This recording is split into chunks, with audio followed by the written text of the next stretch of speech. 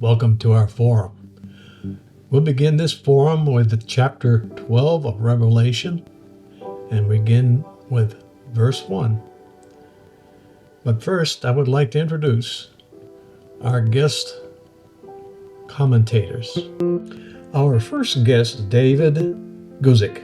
Our second guest, Aaron Fawcett. And lastly, Adam Clark. Welcome, guys. Let's join the Apostle John as he reads Revelation chapter 12. I will be reading Rev 12:13-17 NKJV. Verse 13. Now when the dragon saw that he had been cast to the earth, he persecuted the woman who gave birth to the male child.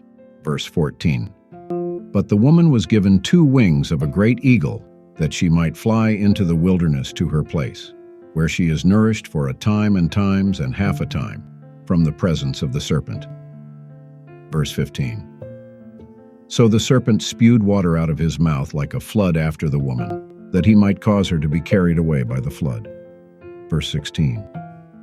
But the earth helped the woman, and the earth opened its mouth and swallowed up the flood which the dragon had spewed out of his mouth. Verse 17. And the dragon was enraged with the woman, and he went to make war with the rest of her offspring, who keep the commandments of God and have the testimony of Jesus Christ. Bill, if no one has any objectives, I would like to begin with my interpretation of verse 13. Verse 13 reads as follows. Now when the dragon saw that he had been cast to the earth, he persecuted the woman who gave birth to the male child. This verse depicts Satan's intensified wrath against Israel, represented by the woman. The dragon's persecution signifies the ongoing spiritual warfare and the suffering of God's people. I liked what you said, Dave, but I have a slightly different view. The dragon's persecution of the woman highlights the cosmic struggle between good and evil. The woman, symbolizing the church, is under divine protection despite Satan's relentless attacks. If I may interject my thoughts on this verse. He-Dragon's wrath against the woman represents Satan's continued efforts to destroy the Christian church. This verse underscores the ongoing spiritual battle and the persecution faced by the faithful. Adam, I'm assuming by the Christian church you are referring to the proselyte Jews, also known as the Jewish remnant. No, Bill. I am saying that the woman is symbolic of the Christian church.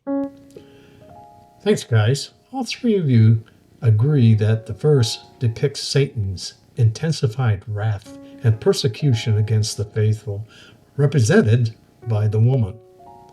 The ongoing spiritual battle and the suffering of God's people are highlighted with a woman symbolizing Israel by the birth of the child and the saints who will be saved or taken up through Jesus. Despite Satan's relentless attacks, divine protection is emphasized. Unless there is further discussion, let's move on to verse 14. I volunteer to read verse 14 and give you my interpretation as this verse uses symbols and imagery. But the woman was given 2 wings of a great eagle, that she might fly into the wilderness to her place, where she is nourished for a time and times and half a time from the presence of the serpent. The wings of the eagle signify divine assistance, enabling the church to find refuge in the wilderness. This period of nourishment and protection lasts for a symbolic time, times, and half a time. Wow, Dave. We can always count on you to ferret out symbols and imageries. Yes, I agree with your interpretation, Aaron. The 2 wings of a great eagle symbolize God's protection and provision, allowing the woman to escape into the wilderness. This period of refuge represents God's care for his people during times of persecution. All 3 commentators agree that the 2 wings of a great eagle symbolize divine assistance and protection, allowing the woman to escape into the wilderness to a place God has prepared for them. This period of refuge and nourishment signifies God's care for his people, the remnant of Israel. The saints have already been removed from the earth before the great persecution. The woman finds refuge in the wilderness. However, the dragon's relentless pursuit continues. If no one objects, I would like to read and then comment verse 15. Rev 12:15 NKJV. Verse 15, so the serpent spewed water out of his mouth like a flood after the woman, that he might cause her to be carried away by the flood. The flood represents the torrent of persecution and false teachings directed at the church. This verse underscores the relentless nature of Satan's attacks. In Greek, the word church is ekklesia, meaning in the Septuagint. It is used to designate the gathering of Israel, summoned for any definite purpose. Yes, Bill, thanks for that definition. The flood symbolizes the various attempts by Satan to overwhelm and destroy the church. Despite these efforts, divine intervention ensures the church's survival. I couldn't agree more, guys. Y'all agree that the flood represents a torrent of persecution and false teaching aimed at the church.